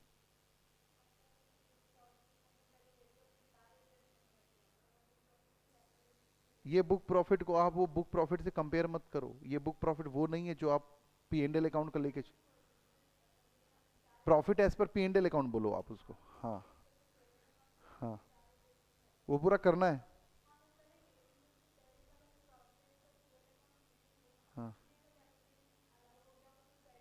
Add back करेंगे बिल्कुल, जस्ट बिफोर रेवन्यूशन। उसको उस समय कर लो या बाद में कर लो, पहले आप profit as per P and L ले लो, चारों एडजस्टमेंट कर लो। ठीक है, चारों में से एक एडजस्टमेंट होता है अमाउंट डिसअलाउड का, तो उसमें वो भी कर लो, लेकिन ये वाला नहीं कर पाओगे ना आप। रेमुनेशन कितना डिसअलाउ करना भी तो कर ही नहीं सकते, इसलिए बिफोर रेमुनेशन लिख दिया। मतलब रेमुनेशन अगर माइनस हो गया तो एडबैक कर दो। कितना रेमुनेशन में एडबैक करना है? लिमिट के अंदर कि लिमिट के बाहर? पूरा। मैं कुछ नहीं लिखवाया हूं, जितना रेमुनेशन पूरा, वही तो नहीं निकाल पा रहे हो अभी आप। मैं आपको बार बार ये समझाने की कोशिश कर रहा हूँ प्रोविजन ऐसा क्यों बना। रट तो सकते हैं, क्योंकि कितना रेमुनेशन अलाउ होगा वो हम अभी जज ही नहीं कर सकते, इसलिए पूरा रेमुनेशन को क्या कर दिया उसने? एडबैक। खत्म किया काम। यही लिखा है नीचे, इतना लंबा छोड़ा इसमें जो लिखा है ना, बस ये सिंप्लीफाइड ऐसा समझ लो, बन जाएगा, हर क्वेश्चन बन जाएगा आपसे। और अच्छा बताइए, इंटरेस्ट का डिसअलाउंस पोर्शन डिसअलाउ करेंगे? वो करेंगे, क्योंकि उसके लिए तो एक कहीं फंस नहीं रही ना गाड़ी। Question number 12, a firm has paid 7,50,000 as a remuneration to its partner for 2021 in accordance with the partnership deed and it has a book profit of 10 lakh। तो फटाफट 10 लाख का बुक प्रॉफिट का निकाल लो, 270 आ गया 3 लाख तक, बचे हुए 7 लाख का 60%, 4,20,000। तो 270 प्लस 4.2 कितना हो गया? 6.9। ये मैक्सिमम लिमिट निकाल पा रहे हो कि नहीं ये देख लो पहले आप, इतना ही देर में निकलनी चाहिए। 6.9 और दिया कितना है आपने? 750। बस ये पूछ रहा है कितना डिसअलाउ होगा शायद, देखो आंसर आया क्या?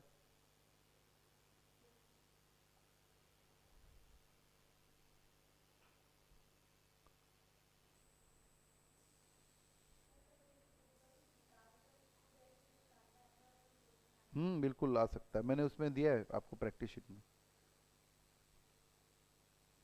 पहले नहीं आता था, अब आने लग गया।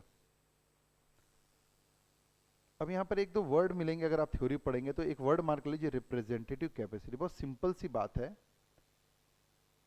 दिख रहा है रिप्रेजेंटेटिव कैपेसिटी। अब आप पार्टनर को क्या दे रहे हो? रेमरेशन दे रहे हो, इंटरेस्ट दे रहे हो, उसके आपने डिसअलाउंस सेक्शन 40B में पढ़ लिया।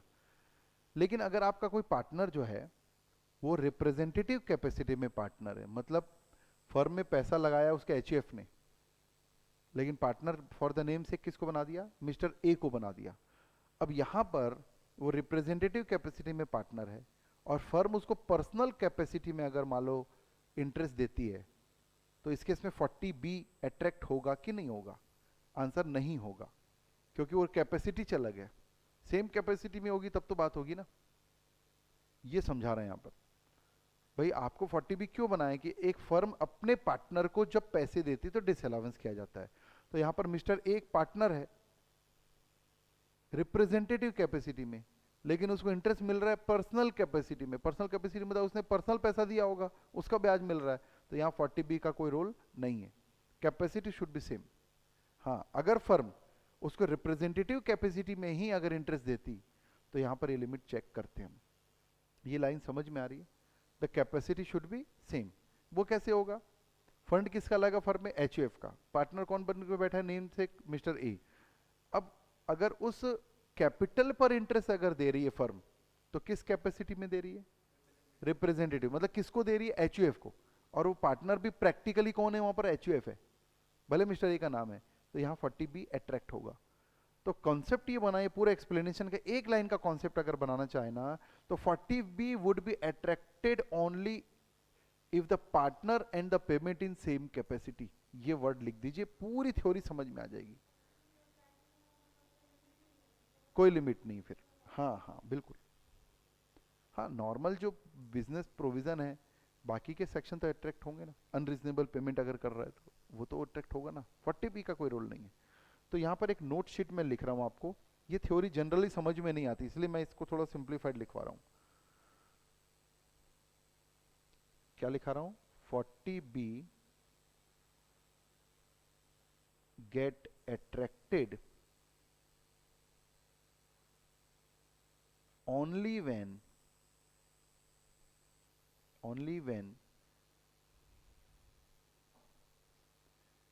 payment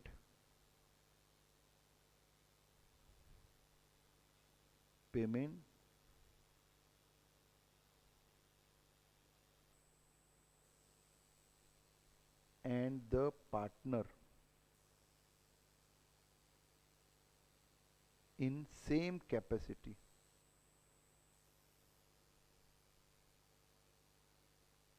अब इसकी थ्योरी पढ़ेंगे ना, ये लाइन पढ़ के आपको समझ में आ जाएगा।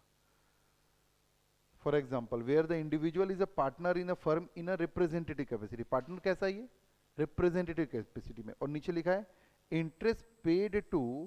Interest paid by firm to such individual otherwise than as a partner in representative capacity. मतलब उसको इंडिविजुअल कैपेसिटी में मिल रहा होगा, तो अट्रैक्ट होगा कि shall not be taken into account for the purpose of this clause, नहीं आएगा।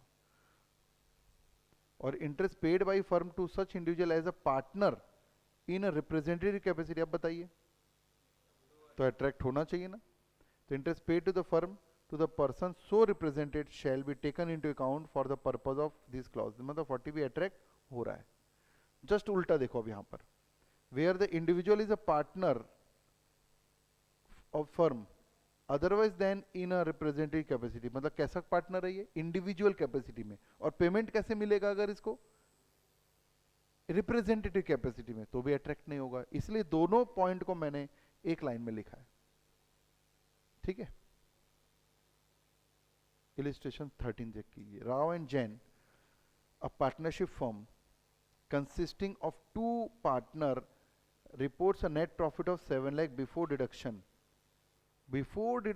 of the following item, before deduction, नीचे वाली चीजों का डिडक्शन नहीं हुआ अभी 7 लाख में ना। Salary 20,000 each per month payable to 2 working partner of the firm as authorise by deed. अगर ये ऑथोराइज बाय डीड नहीं लिखा रहता, अनऑथोराइज लिखा रहता, तो वैसे ही पूरा डिसअलाउ हो जाता, झंझट ही नहीं। ऑथोराइज्ड है, देखो वर्किंग पार्टनर है क्या, ये वर्किंग पार्टनर भी है, तो they are paying as per authorise by deed, तो प्रोविजन के साथ मैपिंग करना, एंड प्रोस्पेक्टिव भी है, ऑथोराइज बाय डीड भी और वर्किंग पार्टनर भी है। तो अब केवल बच्चा था हमारे पास लिमिट चेक करना। मेरे को बताओ, लिमिट चेक करने के लिए बुक प्रॉफिट लेना है हमको, 7 लाख रुपए क्या दिया आपको, नेट प्रॉफिट। तो इस नेट प्रॉफिट में ये जो सैलरी है इसको माइनस करके देखना है कि माइनस करके नहीं देखना, ये क्वेश्चन है। माइनस नहीं करना है। देखो तो इसमें माइनस हो चुकी है कि 7 लाख में नहीं हुई, तो अच्छी बात है ना, मतलब 7 लाख के ही लेके चलना है। क्लियर है पॉइंट। फिर depreciation on plant and machinery under section 32 computed 1.5 lakh. अब बताओ 1.5 लाख माइनस होगा कि नहीं होगा, कंप्यूटेड दिया माइनस होगा।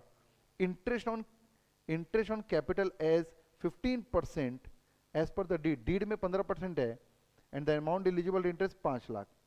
तो इंटरेस्ट माइनस करना तो है 7 लाख में बुक प्रॉफिट निकालने के लिए, कितना माइनस करना है, 12%। तो मैं यहीं पर, क्वेश्चन पहला ही पूछ रहा है बुक प्रॉफिट निकालो भैया पहले आप, तो देखो यहीं पर हो जाएगा कैलकुलेशन। 7 लाख में रेमोनेशन तो कुछ माइनस नहीं होगा, 1.5 लाख तो माइनस होगा, सही है, और माइनस होगा 5 लाख, तो 15% है, तो इसको मैं निकालूंगा इंटू 12 डिवाइडेड बाई 15, ऐसा ही निकालूंगा क्या, देखो कितना आ रहा है, 4 लाख एग्जैक्ट फाइनल, देखो तो आ रहा है क्या, 490 आ रहा है। चलो आप पहले आराम से निकाल लो, मैं तो पूरा वर्किंग दे दूं, उसको कैलकुलेशन भी नहीं कर पा रहे हो।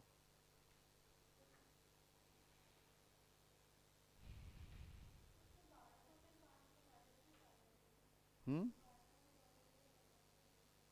15% से दिया है ना ये तो 5। अच्छा अच्छा, कैपिटल की अमाउंट है क्या, हाँ हाँ ठीक है, द अमाउंट ऑफ, हाँ हाँ मैं सोचा इंटरेस्ट की अमाउंट है, तो इसको फिर सीधा सीधा 12% कर दो आप। कितना आ रहा है, 4 लगा रहा है, 4 आ रहा है ना, 490। ये बुक प्रॉफिट है, ये समझ में आया कि नहीं पहले बता दो आप। अब बुक प्रॉफिट कितना है, 490, 490 में 3 लाख तक 90%, तो 270 हो गया, बचा कितना, इंटू 60%। तो मेरे कैलकुलेटर में 1 14 और 2 70, मैक्सिमम 3 84 आ गया, 384 आपका आ रहा है क्या। तो अलाउेबल वर्किंग पार्टनर सैलरी है 3,84,000। देखो तो आंसर आ गया क्या अपना,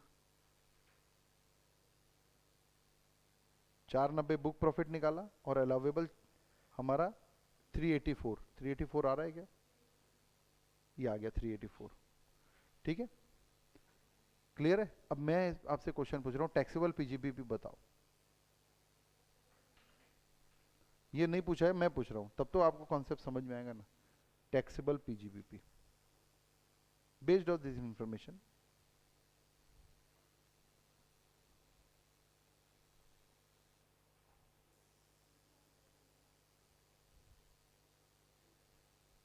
$1,16,000, हाँ जी, 5,96,000। और कोई,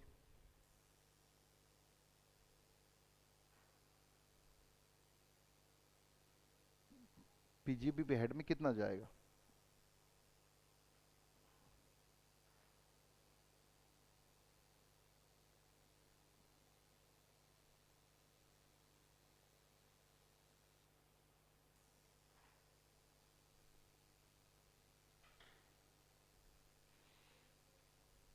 6 लाख, ठीक, सब निकाल लो अपना अपना।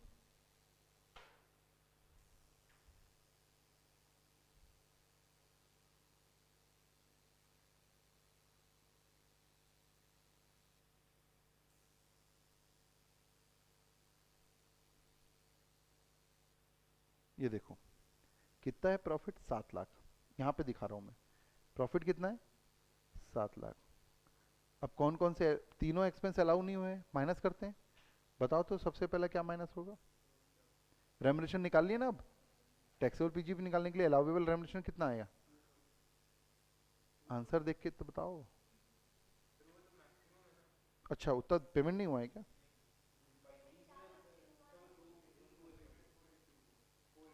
हाँ 480, और लिमिट कितना आई, तो कितना अलाउ होगा, ठीक है ना। तो ये रेमुनरेशन जो है 3 लाख 80 84 है ना, कोई डाउट है तो रोक लेना, ये रेमुनरेशन अलाउ हो रहा है, पेमेंट ज़्यादा हुआ है तो पता है ना। उसके बाद क्या माइनस होगा, इंटरेस्ट, कितना माइनस करूं, 150, फिर क्या माइनस होगा, इंटरेस्ट, कितना अलाउ होगा बताओ, 12% मतलब 60,000, देखो कितना आ रहा है। अब पूरे एक्सपेंस माइनस हो गए ना, माइनस कर लो देखो,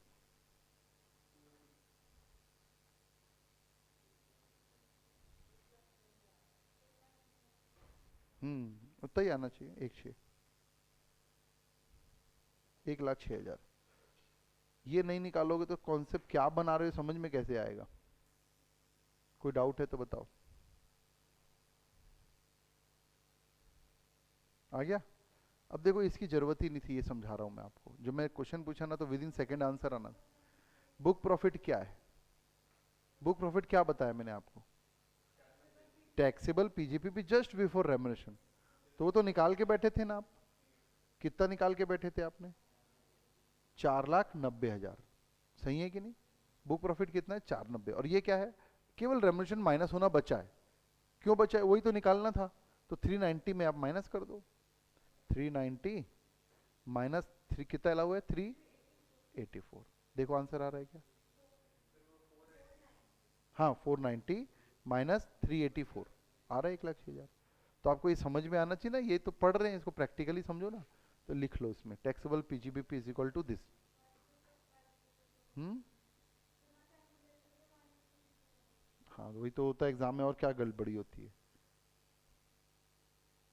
40 भी समझ में आ रहा है, 40 ये पढ़ चुके हैं आप लोग,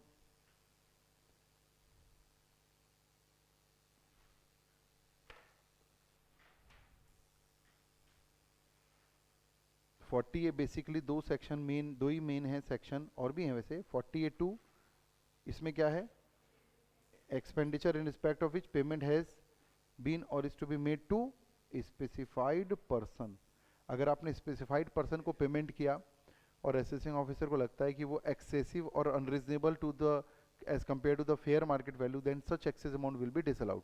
तो सेक्शन 48 कुछ खास नहीं है, खास केवल क्या है इसमें, स्पेसिफाइड पर्सन को समझना। ये देखिए, fair market value of the goods और services, legitimate need and benefit derive, ये थ्योरी हो गई।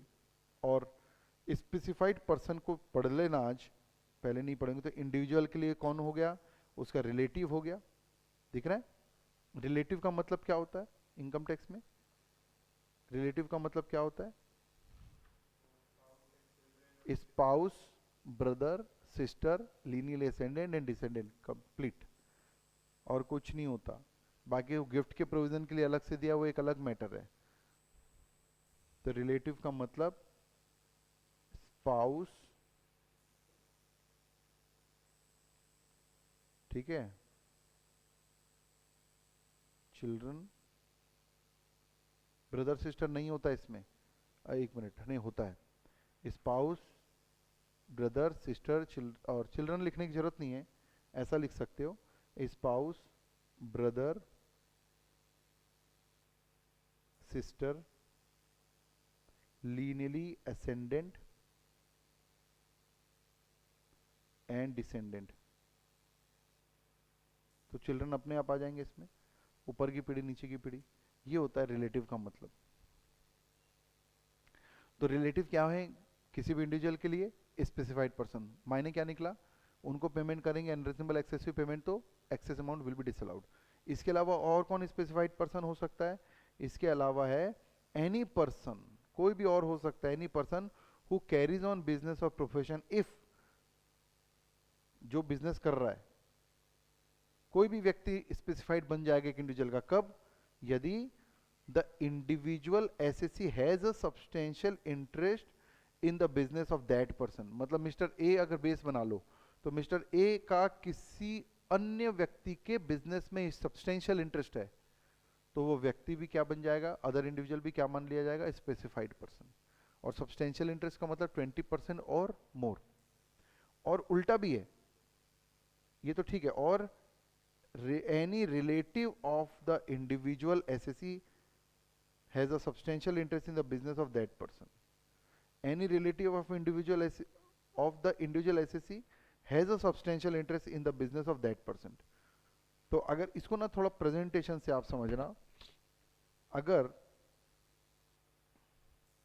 मिस्टर ए के बारे में आप सोच रहे हो तो मिस्टर ए के लिए जो उसका रिलेटिव है वो तो स्पेसिफाइड पर्सन बनेगा ही बनेगा। उसके अलावा अदर पर्सन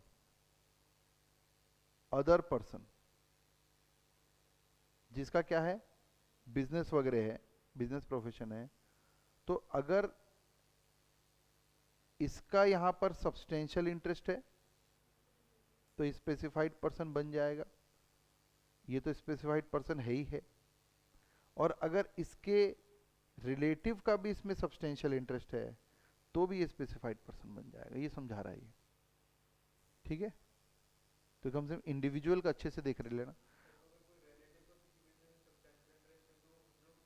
हाँ हाँ, मतलब इनका मानना है कि आप ऐसे लोगों के साथ सेटिंग करके ओवर पेमेंट कर सकते हो और बाद में कैश से ले सकते हो। ये फंडा समझो ना इसका, क्यों बनाया है। 100 रुपए की चीज मैं 120 में खरीद रहा हूँ, उससे क्या प्रैक्टिकली खरीद रहा हूँ क्या, नहीं, 120 का चेक काट के दे रहा हूँ और 20 रुपए उससे बाद में ले लेता हूँ, लेकिन मेरे तो बिजनेस एक्सपेंडिचर एक्सेस मिल गया ना मेरे को। और ऐसा किसके साथ कर सकते हो, सबके साथ कर सकते हो कि नहीं, कुछ खास आसपास के लोगों के साथ। तो ये आसपास के लोगों को ही टेक्निकली बोला स्पेसिफाइड पर्सन। अच्छा, अब ये आप लोग पढ़िएगा कंपनी और फर्म का क्या है। कंपनी फर्म तो उनको सीधा सीधा उनके डायरेक्टर पार्टनर मेंबर से जोड़ दिया, उनके रिलेटिव से जोड़ दिया, इस तरीके से, ठीक है। ये वाला प्रोविजन भी पढ़ चुके हैं अपन, payment in excess of 10,000 made otherwise than through account payee cheque, ठीक है।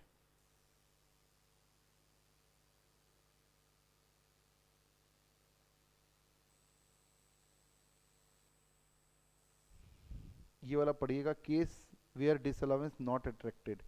कब डिसअलाउंस अट्रैक्ट नहीं होगा, लोन ट्रांजेक्शन, 10,000 से ज्यादा का लोन ट्रांजेक्शन अगर आप कर रहे हो तो ये सेक्शन अट्रैक्ट नहीं होगा, क्योंकि ये एक्सपेंडिचर के लिए बना है।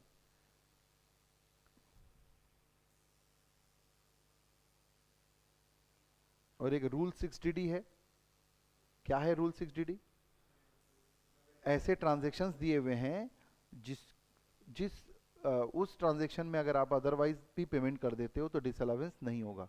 मतलब एक प्रकार से रूल 6DD क्या है, exception to section 40A3, 40A3 है ना 10,000 वाला प्रोविजन।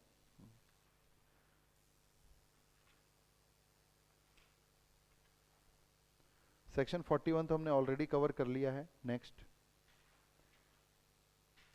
एक ये देख लीजिए 40A7, 40A7 एक देख लीजिए क्या है। 40A7 disallowance for the provision of gratuity, बता दिया हूं मैं आपको, ठीक है। प्रोविजन ऑफ ग्रेचुइटी कभी भी अलाउ नहीं होगी, लेकिन अगर आपने अप्रूव्ड ग्रेचुइटी फंड में कंट्रीब्यूट कर रहे हो तो अलाउ हो जाएगा।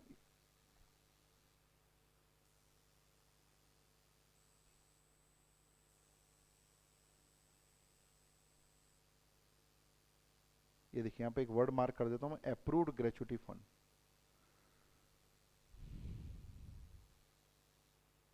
फिर 40A9 भी आज रेफर आया, contribution by the employers to fund trust etcetera, 40A9 पढ़े ना आज हमने। सेक्शन 41 पढ़ चुके हैं अपन, क्या है, डीम्ड पीजीबीपी, 41 मैंने आपको समझाया था, रेमिशन और cessation of trading liability, 3 word इसमें आते हैं 41 में। ये देखिए मैं आपको मार्क कराता हूँ। सपोज एन अलाउंसेज और डिडक्शन हैज़ बीन मेड, पहले अलाउंस मिल चुका है आपको, किस संबंध में? Made in any assessment year in respect of, किसके संबंध में मिल चुका है आपको? इन respect of loss expenditure trading liability. तो लॉस एक्सपेंडिचर ट्रेडिंग लायबिलिटी का आपको डिडक्शन मिल चुका है, और अभी क्या हो रहा है? वो लॉस और एक्सपेंडिचर रिकवर हो रहे हैं और ट्रेडिंग लायबिलिटी में कोई बेनिफिट मिल रहा है, तो वो आपकी इस साल की इनकम मान ली जाएगी। ट्रेडिंग लायबिलिटी समझाया था ना मैंने आपको, ये वही सेक्शन 41 1 41 2 3 4 हम ऑलरेडी पढ़ चुके हैं। साइंटिफिक रिसर्च का जो बेचते हैं 41 5, 41 5 नहीं पढ़े, broad for losses of defunct business. अगर कोई ऐसा ब्रॉड फॉर लॉसेस है जो बिजनेस पहले बंद हो चुका है, पहले तो ये बताओ कोई बिजनेस बंद हो चुका है 10 साल पहले और आज उसका बैड डेट रिकवरी आती है, तो इस साल चार्जेबल होगा क्या? होगा, क्यों? भले आप बिजनेस के ओनर हो चाहे ना हो, ये बात समझ में आ गई। तो उसकी रिकवरी आ गई तो आप भले बिजनेस नहीं हो तो भी चार्जेबल होगा।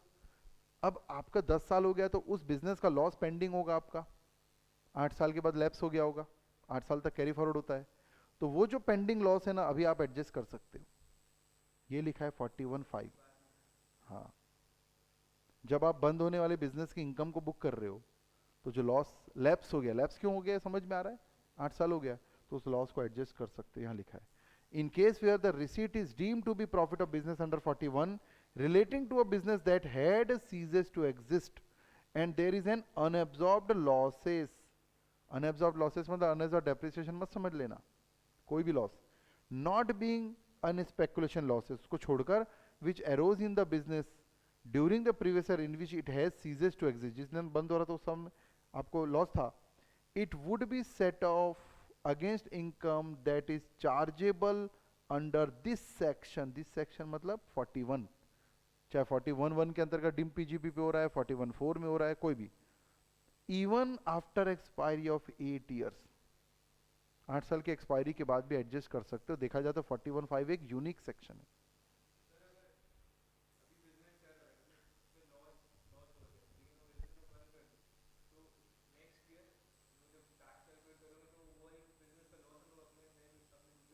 हाँ, दूसरे बिजनेस में कर सकते हो, वो अगर एडजस्ट हो गया तो आपके पास कोई लॉस बचा ही नहीं तो ठीक है। फिर कई बार बिजनेस बंद कर दिया आपने और लॉस रह गया आपका, और एक बार कैरी फॉरवर्ड होता है अगले साल तो फिर बिजनेस इनकम तो है ही नहीं हमारी, तो वो छूट जाती है और 8 साल के बाद लैप्स हो जाती है।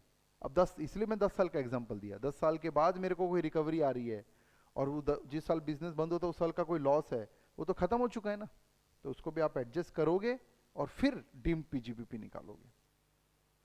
तो इसका सबसे सीधा एग्जांपल, 10 साल पुराने बिजनेस के अगर बैड डेट रिकवरी आती है 5 लाख और उस बिजनेस का 3 लाख का लॉस पेंडिंग है, तो आज रिकवरी 5 लाख पूरा चार्ज नहीं होगी, 5 माइनस 3 2 चार्जेबल होगी। ये 41(5) लिखा है पीजीबीपी, डीम्ड पीजीबीपी नाम ही है इसका, इवन तो बिजनेस नहीं है फिर भी चार्ज हो रही है, इसलिए तो डीमिंग वर्ड क्यों लाया इन्होंने। ठीक है, तो ये सेक्शन नहीं पता रहता भाई लोगों को, बाकी सब पता रहता है।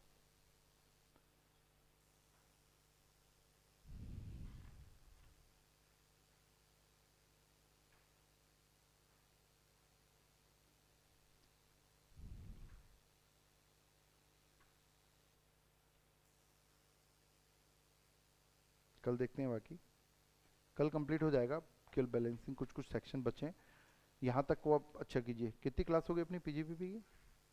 प्रिजम्पटिव टैक्सेशन देखना है मेनली हमको, प्रिजम्पटिव टैक्सेशन का ऑडिट अकाउंट्स वाला पॉइंट देखना है, ठीक है। क्वेश्चंस की थोड़ा बहुत डिस्कशन करेंगे अपन, लेकिन अभी तक के सेक्शंस को थोड़ा अच्छा कीजिए तो बेनिफिट मिलेगा आपको। समरी से एक बार पलटाइए, समरी से पढ़ रहे हो? क्योंकि समरी से रिकॉल करने की हैबिट नहीं डालोगे तो इतने पेजेस आपको निपटा देंगे पूरे। और समरी को थोड़ा और रिच बनाइए, कोई एरिया आपको लगता है एक्स्ट्रा पॉइंट है, जैसे मैं डिस्कशन करता हूँ आपको जो इंटरकनेक्टिविटी क्रिएट करता हूँ उसके एक एक दो दो लाइन के कॉन्सेप्ट बनाते जाइए, पेज नंबर रेफरेंस डालिए कि यहाँ पर वो पॉइंट है तो इसका पेज नंबर। इससे क्या होता है जब हम रिवर्स करते हैं ना, वो पेज नंबर लिखा रहता है तो हम फटाफट इंटरकनेक्टिविटी कर पाते, नहीं तो ढूंढ नहीं पाते हम। और ऐसे कुछ नहीं है, बड़े चैप्टर में 5-7 ही पॉइंट रहते हैं ना, कोई बड़े भारी इंटरकनेक्टिविटी नहीं। कल देखते हैं।